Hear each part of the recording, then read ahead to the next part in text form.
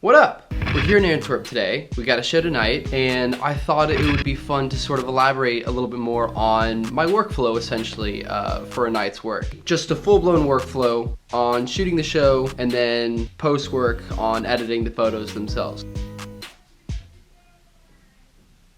Oh my god, this is the same thing that happened in the Q&A video. There's just people just walk by, it's so loud, but this time they're speaking another language that I don't know.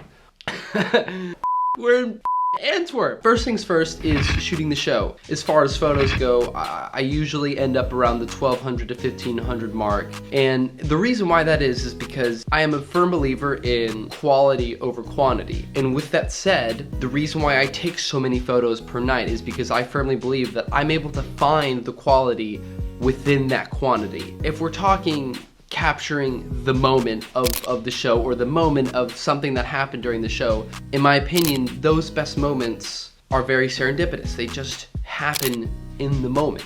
When you're prepared and you have your camera ready and shooting a lot of the show, chances are you're probably going to capture that moment that seems to really stand out, if that makes sense. I highly recommend shooting the crowd as well. That's something I personally love to do during a show. But if you find a certain person during a show that's really involved and emotionally invested in the story of what's going on stage, try to focus on them a little bit more, because chances are they're probably gonna break down, or they're probably gonna let themselves go at one point. And at that moment, you can really expand the narrative and again, the vibe of the show itself, or whatever happened that night. So that's basically my workflow during a show, in a sense. Now we move on to the post workflow. The first thing that I do when I finish shooting a show is I go to the green room or the bus and I pack everything up immediately. I get all my hard drives, I get my MacBook or whatever it is, stuff it all in my bag, and then I get my 5D out.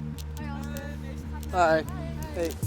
And that's when I start going through my selects. This is my favorite thing to do in terms of my workflow. I love rating my photos in camera. And the reason why that is because it quite literally saves you hours worth of time, right? That way, when I go into Lightroom and I dump my photos, I'll filter the photos through the ones that I rated. So instead of having to go through 1200 photos, the photos that I already selected already come up. After I go through those selects, I'll export the photos and I'll immediately start dumping them to Dropbox. And as I start that process, I'll then head over to Photoshop, and then from there I pick 5, 10, or 15 best photos, and then I'll create story art. This is something I personally like to do. I don't know how many photographers actually do this. Again, this is just my workflow and what I think works best in sharing my content from the night. Once I finish that process, my photos are about done uploading to Dropbox. So from there, I then take my story art, upload it to Dropbox, and then if I have some video from the night, maybe interviewing some fans, or maybe just a really strong clip that I think really would be great to share, I then would go into Final Cut, play with it a little bit, export it, and then again dump that into that same Dropbox folder.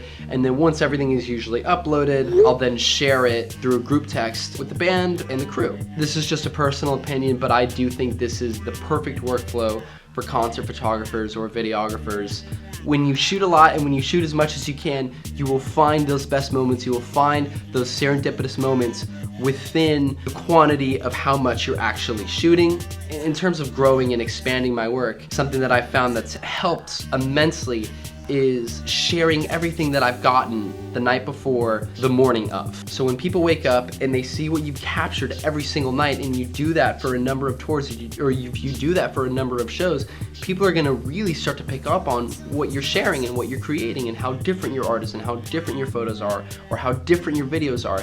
And people will sincerely take that into consideration, and they'll start to follow you, and they'll start to understand what you're trying to share, or what you're trying to convey, or what story you're trying to spread. And I firmly believe that. I think people really do become invested when you try to upload your best work and when you try to share what you think is beautiful. So stay true to that. Stay true to what you're trying to share, and stay true to how you shoot your shows, and share a lot of it. Share as much as you can, whenever you can. I hope that kind of helped. I hope that kind of maybe steered you into the right direction of how you should go about shooting a show. Yeah, that's all I got.